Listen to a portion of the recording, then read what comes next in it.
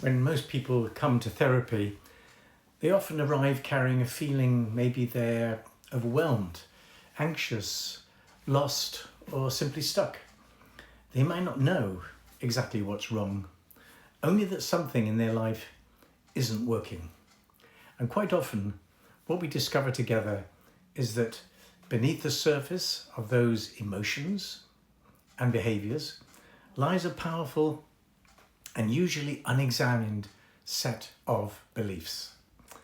Beliefs are the internal rules we live by.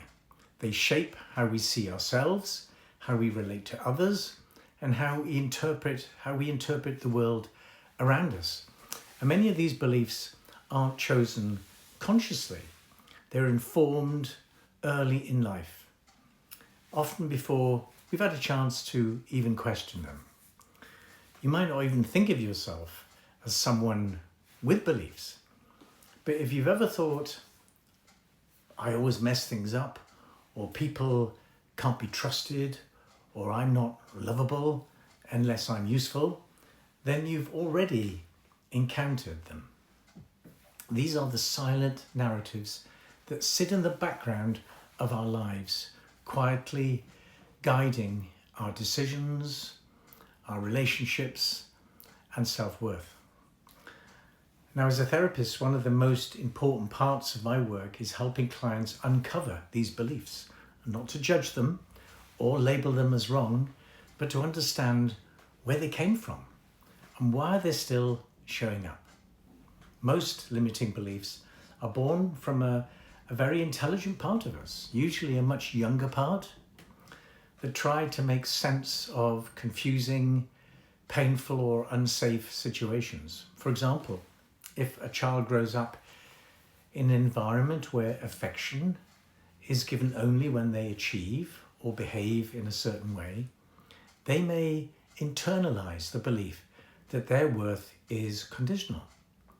That belief, I must earn love, then becomes a kind of survival strategy. It helps them feel safer, more in control, more accepted.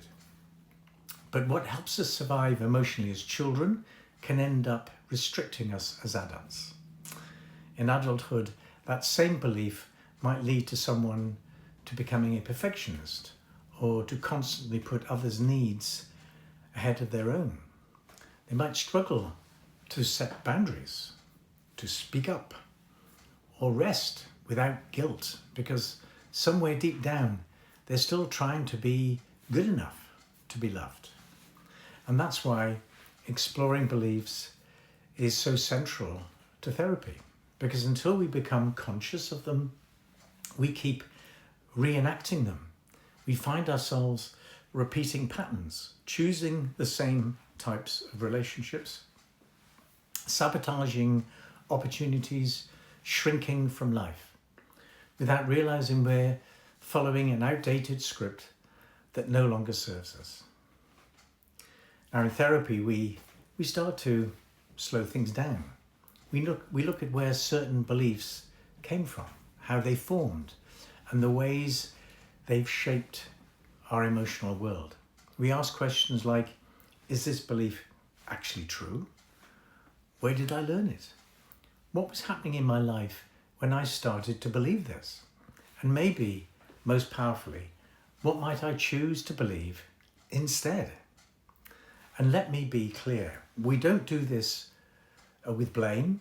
This isn't about shaming or criticizing your parents, your upbringing, or yourself. It's about compassion. It's about recognizing that every belief, even the limiting ones, had a reason for being there. They were, at one time, coping strategies, emotional scaffolding. They were your mind and body doing the best they could with what they had.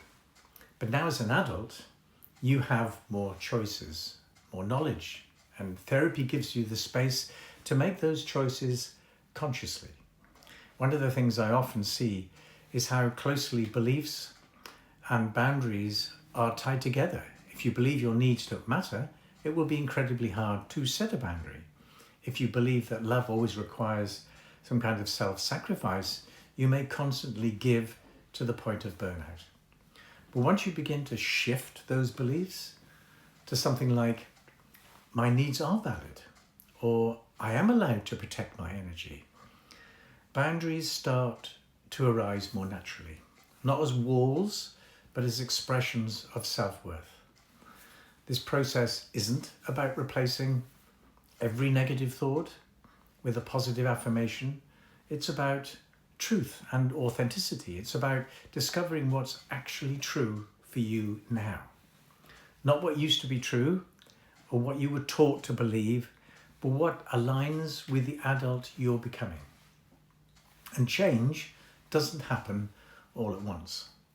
Sometimes it begins with simply noticing, that's that belief again, telling me I'm not good enough. That moment of awareness, small as it seems, is powerful, because awareness is what creates space for choice. Over time, clients begin to experience a quiet but profound shift. They no longer feel hijacked by the same stories. They show up differently in relationships. They begin to trust themselves more. They stop contorting who they are just to stay safe, to be liked or accepted. They start to live in a way that feels more true. That's the real gift of therapy. Not just understanding what happened to you, but unlearning the beliefs that were formed in response to what happened to you, and then replacing them with something more life-giving. So if you're someone who often feels stuck in the same emotional loops, who struggles with self-worth, who keeps hitting the same relational walls, it might be time to ask, what do I believe about myself? Where did that belief come from? And am I ready to explore it? Because you don't have to keep living from a story that no longer fits you. Therapy offers you the space to rewrite it. One insight, one belief, one new choice at a time. And if you'd like help discovering your beliefs, get in touch. Visit my website and book a free discovery call. And let's see how we can change your beliefs.